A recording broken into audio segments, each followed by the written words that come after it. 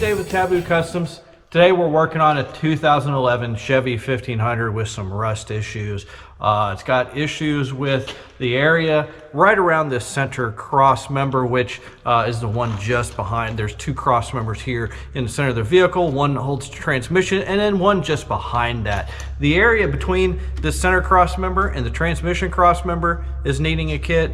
This area behind the center cross member back to about the first fuel tank cross member is needing a kit. And then also we're going to need to replace that rear fuel tank cross member. So depending on which one you're here for, if you need to see the others, be sure to check out the description on this video, and I will link all the other two videos for that to each one. But we are going to do these in separate videos, so let's get to it.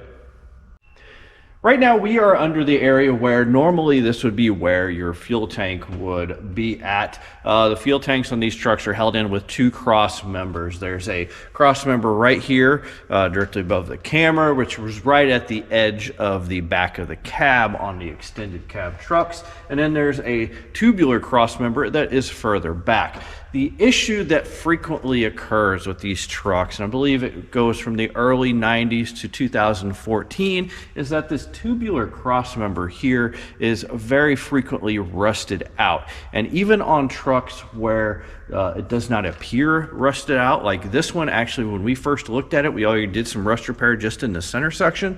The truck was not bad in this area of the frame, and looking at it from the outside, we couldn't really see that this fuel tank this cross member up here was rusted out. We assumed that it looked like it was still fairly solid. However, pulling the gas tank out basically opened up a huge hole, because when this gas tank is pushed up in here, it's basically pushed up against that cross member. So it holds everything: moisture, mud, debris, rocks, salt, sand, all of that is held up against the cross member, which is part of the reason why it rusts out. So today we'll be going in, cutting out this cross member and replacing it. Now, as I said, this will go from like late 90s to the 2014 for this specific type of cross member. However, in 2006 to 2007, they did change a bit. The tube roughly remained the same shape. However, these brackets here changed, and also the shock mount changed. So if you are going to go and purchase one of these cross members, make sure you get it for the right year. And like I said, that big split is in 2007, the model year. They made a change with that, and this is a 2011, so we'll be using that 2007 to 2014 cross member for this. Now, we will put a link in the description for both cross members, the previous version and the 2007 to 2014 version. Only recently did we find that there was a 2007 to 2014 version. In the past, we'd actually taken the previous years and done some modifications to make it work. So we've got a different kit here. Unfortunately, right now, these kits only come from China. We don't make these kits. I'd like to, but we just haven't gotten there yet. One, it's a little bit difficult to form this tube, and you'll see that when we take a closer look at the tube on the bench. So let's go ahead and take a look at the kit. We will have linked in the description. So this is the kit that we did get off of Amazon. Unfortunately, like I said, right now the only place we found to get them is from China. Ironically, it says made in China to the USA. Not sure what the hell that's supposed to mean on the box, but either way, unfortunately, they are made in China. Hopefully, eventually here we'll get to the point where we do have our own kit developed, but as of now, we do not. Now, I can tell you already with this kit, it's a little bit, the 07 to 14 kit is a little bit different than the other kits that we have purchased, in that this kit does not come with the plates for the frame. And that is a bit of an issue with this kit. So what we're going to do is we're actually going to end up designing the kit, or excuse me, the plates for the frame that will go along with this tube, and we will also put those in a link in the description. So if you are purchasing this cross member, you're going to pretty much also need those plates, because you're not going to be able to exactly cut out the old tube. More than likely there might be some issues with the frame in that area anyway, so you're going to want to kind of plate over that area. So let's open it up, take a quick look at it.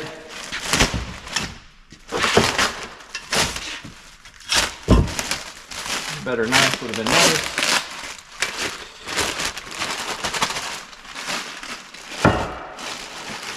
So it comes with a new shock mount, made out of about 10 gauge, which should be sufficient, but probably thinner than what we would normally want to use.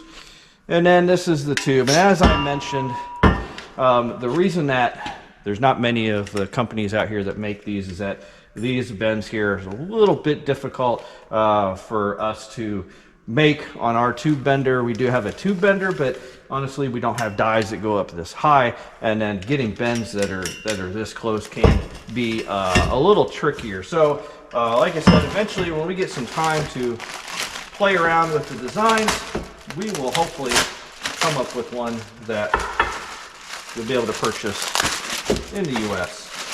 Now the other thing I noticed is that because it doesn't come with the plates, it also doesn't come with basically the other side of this, because this would be normally what welds to the inside of the frame.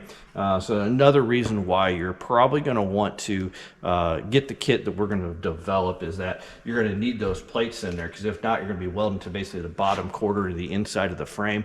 Chances are that's not going to be a good place to weld. Typically the bottom edges of the frame, especially the inside on the Chevys, are the first to rust out. So anyway, the other issue we noticed is that, actually I think that is the one that goes against the frame. This is the one that goes on the inside here, and slightly concerned with this. And we'll add a piece to our kit when you buy it. Really should box this in. That bracket with just, you know, one plate there is going to be pretty easy to bend. I'm not real confident in that, so we're actually going to add a piece to our kit. So if you buy our kit, you'll get that extra piece so you can reinforce this a little bit more. So anyway, is what it is. Unfortunately, it's what's available right now. Hopefully in the future there'll be some improvements. Now we have removed the wheels and tires, obviously removed the fuel tank. We've removed the passenger side shock. You've also got, depending on your exhaust, you probably have a hanger attached to this tube. That's one of the things that if you're wanting to retain it, you're going to have to take that and move it over to the new tube because it doesn't come with it. Also in the new tube, it doesn't have some holes in the top of it for this wiring that's here that is, I don't know exactly what it's for. Maybe it's for the if you have a fifth wheel hitch or for something. I'm not sure. Potentially, I guess if you're gonna put a service bed on here and have a fifth wheel hitch, that might be what that is for. Anyway, you'll have to pop those out, and you won't have new holes to actually put those back in, but unless you're using it, it's not a big deal. We're just gonna zip tie it probably along the harness, and then you're gonna need to remove this wire hanger here on the outside that holds your parking brake cables. Once you get all that done, then you can potentially start removing the crossmember. But before you should do that, what I would recommend is actually measuring where this mount is on the inside. So like what we did is we measured from the frame to basically the inside of the slot that's cut into the bracket, and that's where the little T-shaped piece sits. So that's really what's important, because that's going to set the location of your strap. And then we wrote it up here on the bottom of the bed, and for us it's 15 1/8 from the inside of the frame, basically that surface right there inside of that slot. So now we have that, we get this off. If it doesn't come off cleanly, or you know, if it gets destroyed, then it won't be a huge issue getting it back in the right place. For us, what we're going to do, since we have a plasma cutter, we're going to go in and we're going to have to cut this bracket off, because what we are going to want to do is cut pretty close to that tube. Try not to cut as much of the frame out as possible, but also get it flat. And as we said, we're gonna make some plates that'll go over here on the inside and the outside so we can start installing the new tube.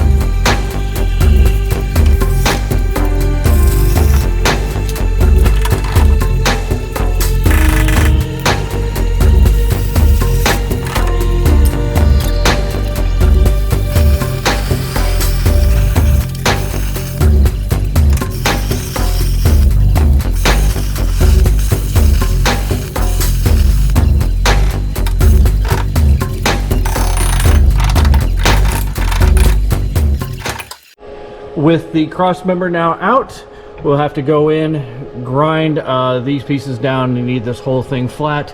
Same thing on the passenger side. We're gonna have to take off this hanger here with the hard wheel so that we have that flat so we can put our new plate on there, and then we will re-weld our hanger back up there. Once we get all that stuff ground down and cleaned up, we can start looking at putting the Crossmember together.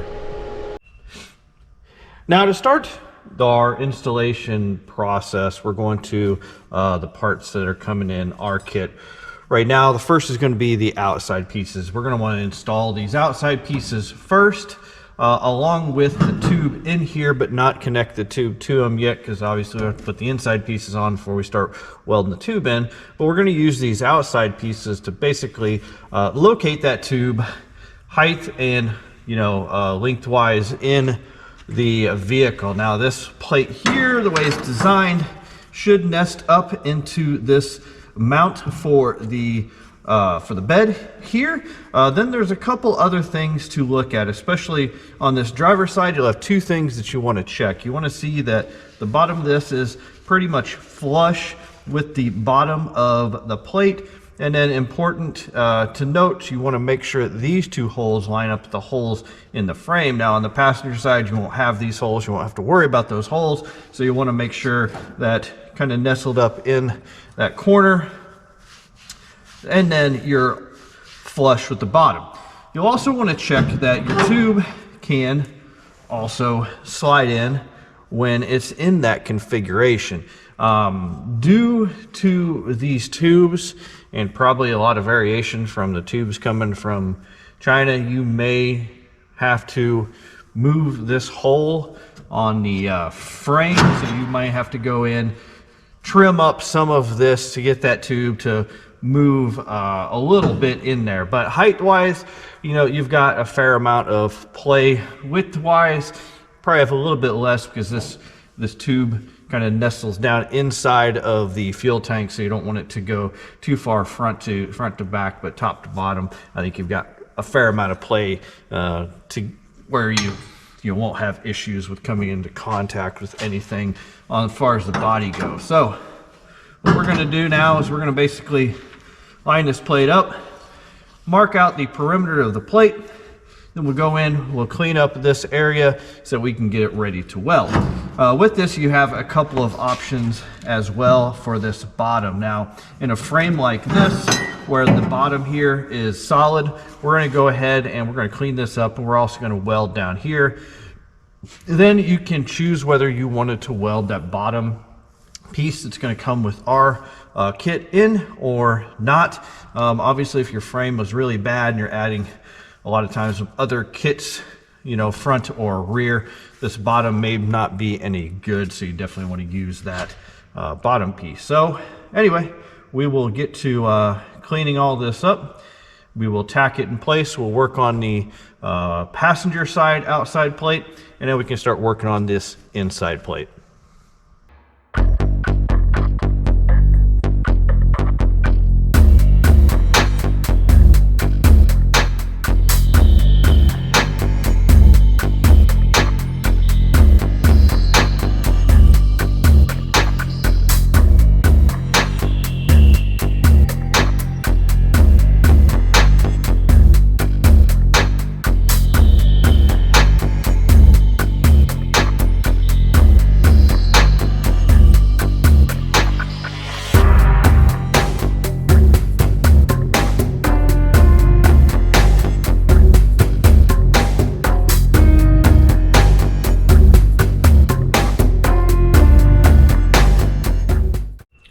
One thing I didn't mention earlier with the outside plates is that we do recommend using some sort of weld-through primer underneath and on the back side of the plates before you install them.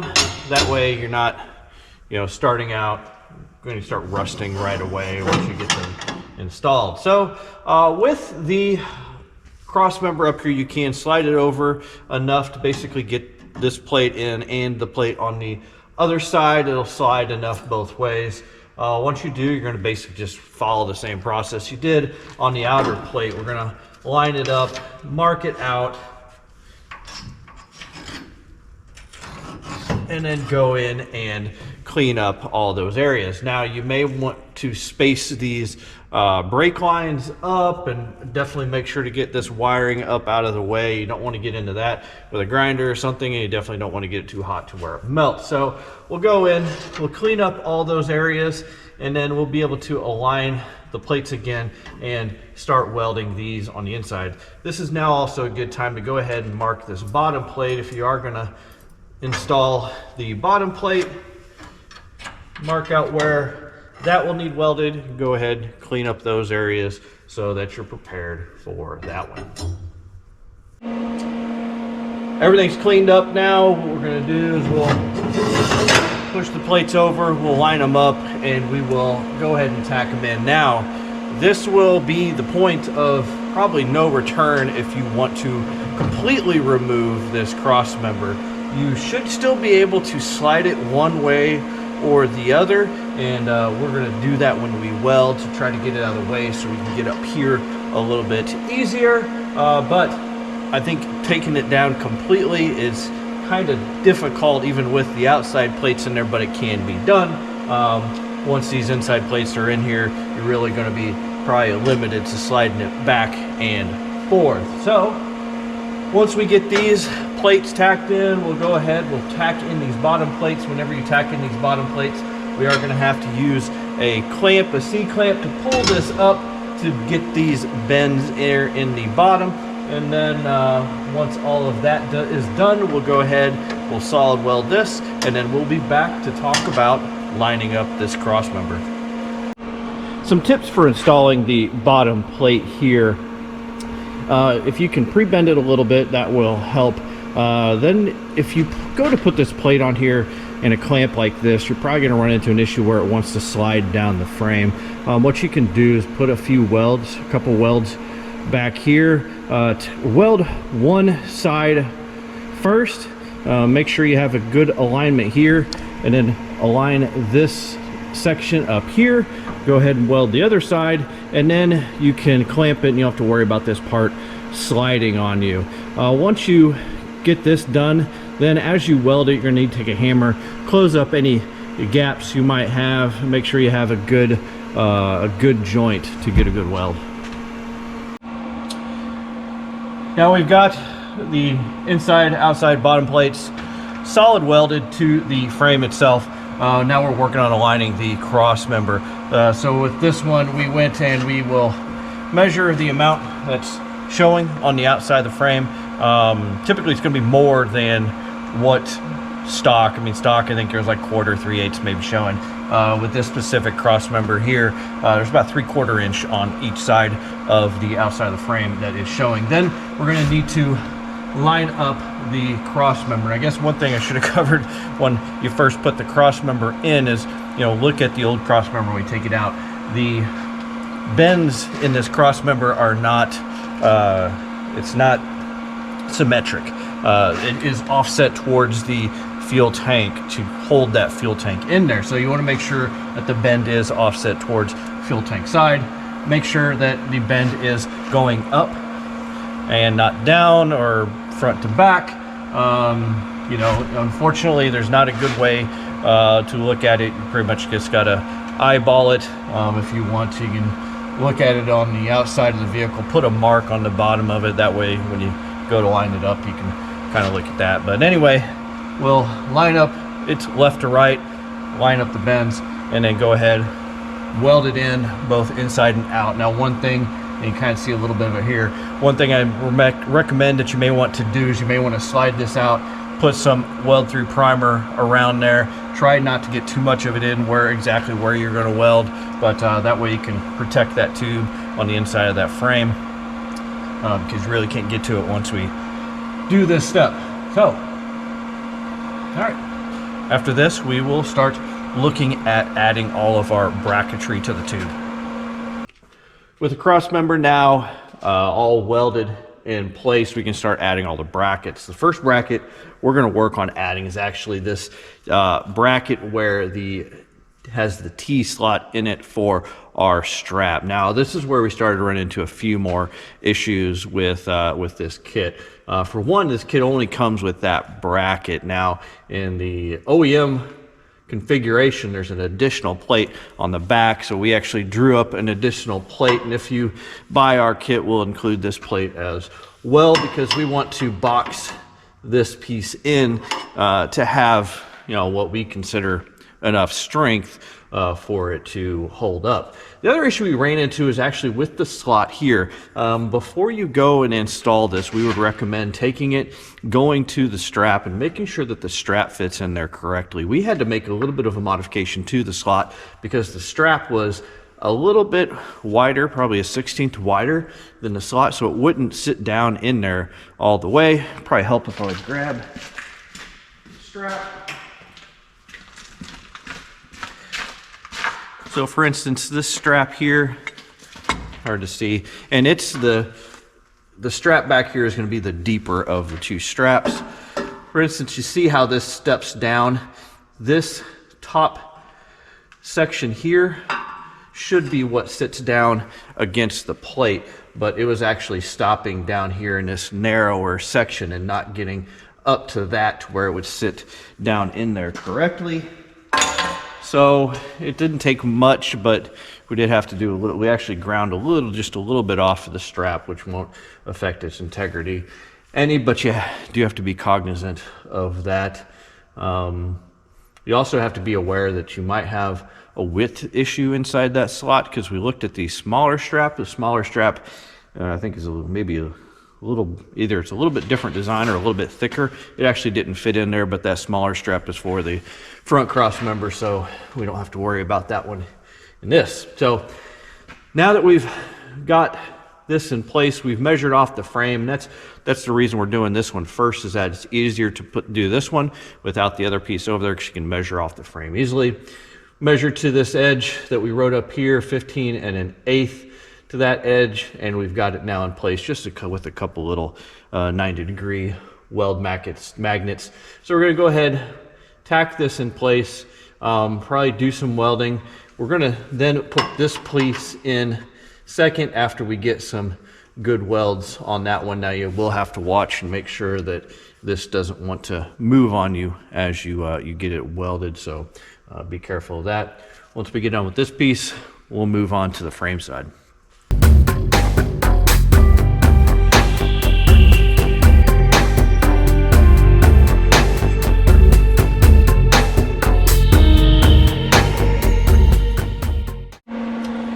Now for the piece that goes against the frame that actually bolt the strap to, again, we also had to open this up a little bit like the other one to fit around there. You want it to fit around nice and tight down to the bottom there. Now the way this is designed, it will hang off back here at the back part of the frame. The other thing though with this is that when they designed this piece, it's different than the OEM. The OEM was like cupped and came around and was welded to the frame up in here. And we think you probably should do that as well. So we actually made an additional 2 pieces that'll be in our kit for this that will go with that. Now, however, it's a little bit of a pain to hold all that up there. So what we're going to do is we're actually going to go ahead and tack these pieces to the bracket first.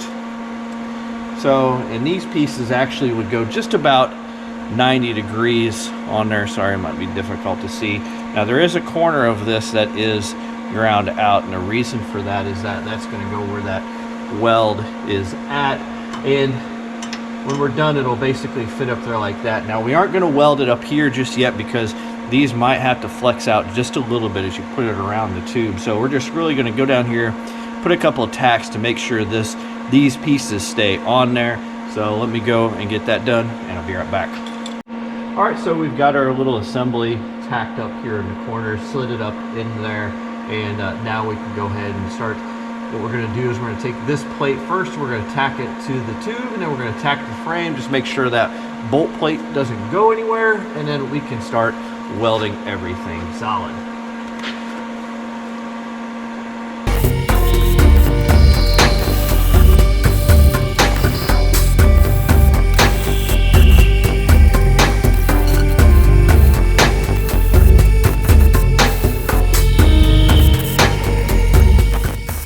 The next piece we're going to work on is the shock mount. What we've done is we've taken the shock, we've installed it upside down, and that's mainly just to keep this big boot that's on it out of the way. Now when we took this off, we could kind of tell how tight the shock was. We were able to take the shock off without having to compress the shock or raise the suspension to take a lot of the load off. So we know that with the suspension basically at full droop where it is now, it is pretty good spacing for the shock. So you may have to look at that whenever you take your shock off. You may want to raise the suspension a little bit, but you can use the extended shock length to help set the location, unless for some reason whenever you went to take your shock off, there was a good inch or two that was still compressed. Well, you don't want to get it up into here. Right now, with it roughly in a correct location, it's about an inch off of the heat shield above it. And so how we set the rough location of this is by measuring off of the old Crossmember. There's about 4 inches from the inside of the frame to about the center of the shock. So we went and we marked 4 inches on the bottom of this heat shield with a piece of chalk, and then basically gone in here and located the bracket. Now we did make a couple of modifications to the bracket, just slight. We did take a hammer, bend this up a little bit so it meets the tube a little bit better, and this corner here bent out a little bit just because since it's at an angle and the tube's running behind it, it really could do with the chamfer there, would have taken care of it, but you go into the hammer, square it away. So essentially we get it here in location, we'll tack it up in place there, and then go in and solid weld it. Might be tricky to get in to weld quite a bit of this. You can weld on the inside here because I'm guessing trying to get to the outside is going to be pretty difficult. But once you get it tacked in, take the shock out, solid weld it up, and then we'll move on to the couple of items that are left, which are really the exhaust hangers.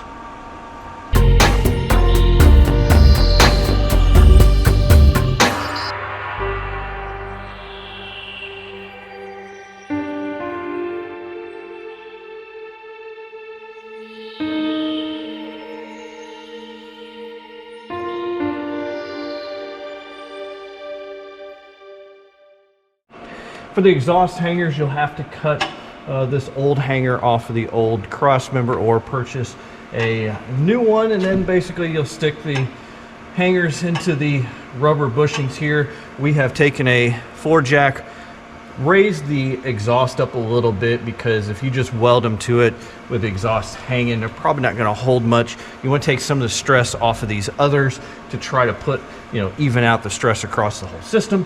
So we've raised it up just a little bit, take some of that stress off, and then we'll hold these up against the frame, weld them up in there, hold up against Crossmember, do the same, and then pretty much we can start putting everything back together. One last thing before we conclude here is that for the shock mounting, the upper mount, whenever you took it off, probably had a weld nut on the inside. So this does not have that. You are going to need to go and find a nut.